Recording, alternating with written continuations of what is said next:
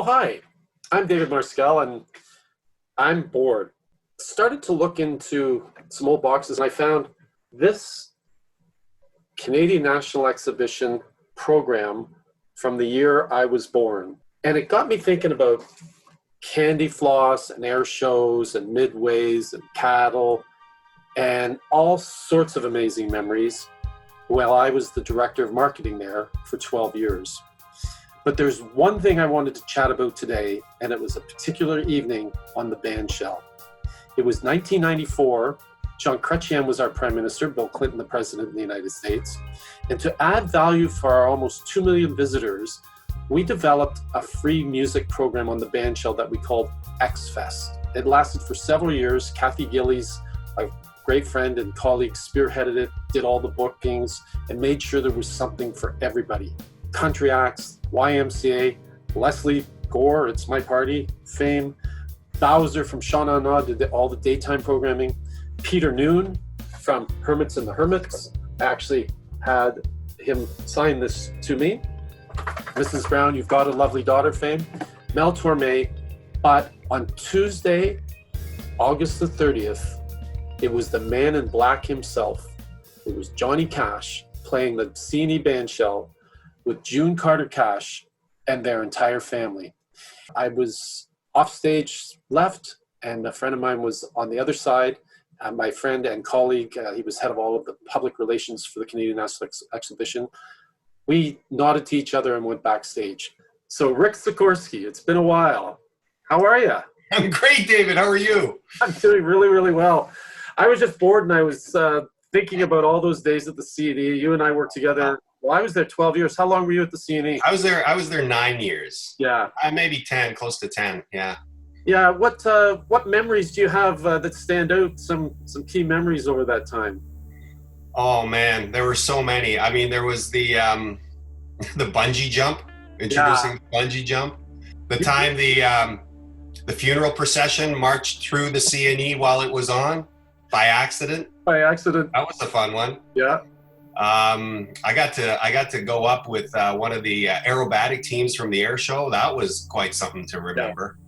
There were so many memories, and you know, it wasn't always the big things. It was also the small little fun things. You know, the times that we had just sort of, you know, practically living down there for 20 days or however long it was, and day in, day out, every day there was something interesting and new that happened, and then of course just the joy of being able to host close to 2 million people every year.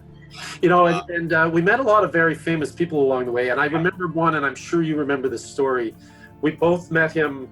I met him at the beginning. The Blue Jays had set this up, and I think I turned him over to you, but then we both saw him at the end of the day, and that was Roger Clemens. And that person, because he was pitching later that day. That's right. He brought his family down from Texas. He wanted to show them around. I guess he was with Boston at that time. Wasn't he with the Jays? I thought he was. I guess he might have been with the Jays, and because the Jays did reach out to me. That's true. But do you remember his demeanor? How he? Yep, very much so. That was one of those moments where you kind of realize how people like him at that level of performance, how they live it, man. And he was a charming, nice guy. Actually, he signed a baseball for me, which it's in my son's room upstairs. Cool. He signed a baseball for me and gave it to me, and was very thankful and appreciative, and we set him up and everything. And then I remember I had to go meet him at a certain spot at 3 o'clock because he had a game that evening at 7:30. Maybe it was a bit early. I think maybe it was 1 o'clock. Anyways, I had to go meet him with a golf cart and drive him to wherever his car was in the parking lot. And he was just a different person. He was in the zone. Yeah. And then there was the night. There was Tuesday, August the 30th in 1994. We'll have to mesh our memories on this particular evening, but I know we both recall it. I believe I was stage left in the wings, and you weren't with me. You were probably on stage right, and Johnny Cash was on stage. Wow.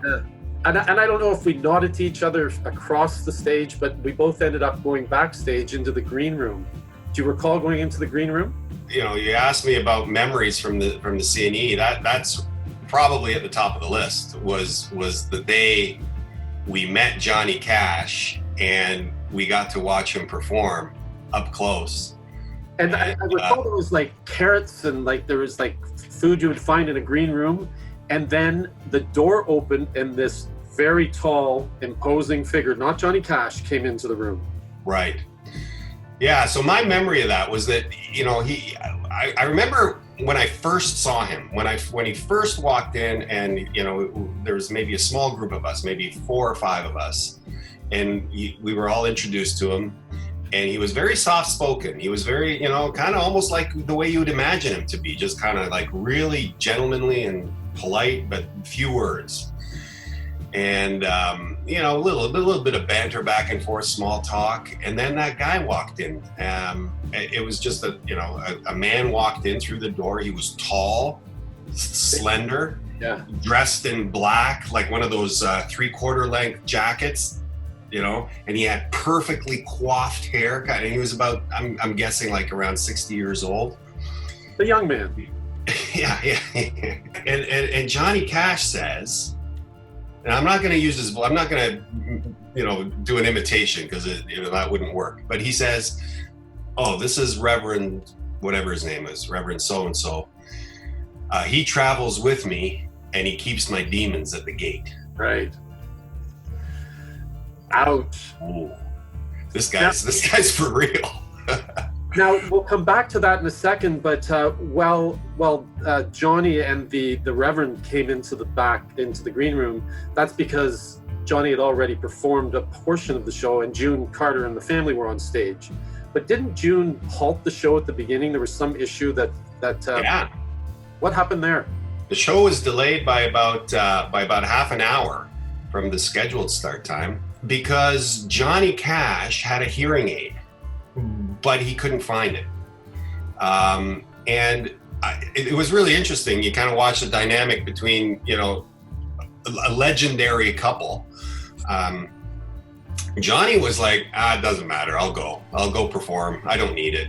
June Carter Cash was like adamant that you're not going on until we find your hearing aid. And he's like, you could tell he was sort of going, "Well, that's ridiculous. I can perform." Nope. And you could really tell who ran the show at that point. It was June Carter Cash. She made the decision. She was the one who was going to decide when the show starts and under what conditions. And so, yeah, the whole show was put on hold until they found his hearing aid. And eventually they found it, and it was between 2 cushions on his tour bus or something. Right. But yeah, that was an interesting thing, just to see how she really ran the show. And she was a very nice lady too, but you could tell she was tough as nails. Yeah. And I remember you mentioned there was 4 or 5 people in the room, in the green room. I remember Kathy Gillies was there, and Kathy was a colleague of ours at the CNE, and she had booked and created the whole bandshell lineup. And it was kind of cool that she was there and met Johnny and June Cash. And I remember at some point towards the end, one of us said, "So can we have an autograph? Would you mind?" Because as we said, we met a lot of sort of famous people, but there was something very special about Johnny Cash. So I have this that I got. There's a picture of John and June. And you got that. I got Johnny and I right there. I got to admit, and you got the autograph. Wow. But I found a picture of Johnny Cash from that show. Here's a picture of Johnny Cash on stage during that particular show. Wow. And I remember when we first saw him too. The other thing that really struck me is how he kind of, I wasn't a huge Johnny Cash fan. Like, this is, now of course I think he's amazing, and I completely learned to appreciate him. But at the time, I was kind of like a rock and roll guy. I wasn't really into Johnny Cash. And I remember when I first saw him, I was like, geez, he looks old, man. He looks old. But that's the thing, eh? And he was so soft-spoken. And I remember when we sort of were, before the show, I was sort of thinking, I wonder how this is going to go, because I just don't know if he's still got it. And then you were talking about how we were on the side of the stage. I was by myself, I know that. You were on the other side, I guess. And I watched the show, and he just blew me. It's like a switch went on. Yeah. And he went from kind of an old frail guy to this amazing performer and entertainer and storyteller. And he had the whole audience in the palm of his hand for 2 hours straight. And you know, working at the CNE, we got to see an awful lot of concerts, right? We got to see performers, you know, all kinds of them, many, and they were fantastic, a lot of them. But this guy had something special that I don't think anybody else that I saw at the CNE had, and that was just the ability to hold an audience in the palm of his hand. Yeah, it's amazing. So that's amazing, Rick, that we both that you came across that photo and so on, and you actually came across the lineup of the songs that he played that night. This is the set list that he played at that night on the band shell at the CNE. Started with The Man in Black, and I remember he came on, and you know, now it's obvious, but when he comes on and says, "Hello, my name is Johnny Cash," and breaks into song, that's like iconic right there. Yeah. So what was their finale? They brought the whole family out. What was the final encore?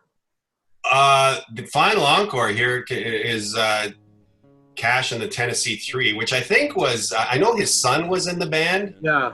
And I don't know who the others are, the other three, but it wasn't the full band. I thank you for that special thrill, keeps me going on until the next time I'm in town. Though I won't be back here for a while, I'll hear your laughter, see you smile. I'll remember what went down. Though I don't know how or when, I'll be seeing you again the next time I'm in town. That's wonderful, Rick. Yeah. That I'll be passing through. Of course, he never did pass through again. No.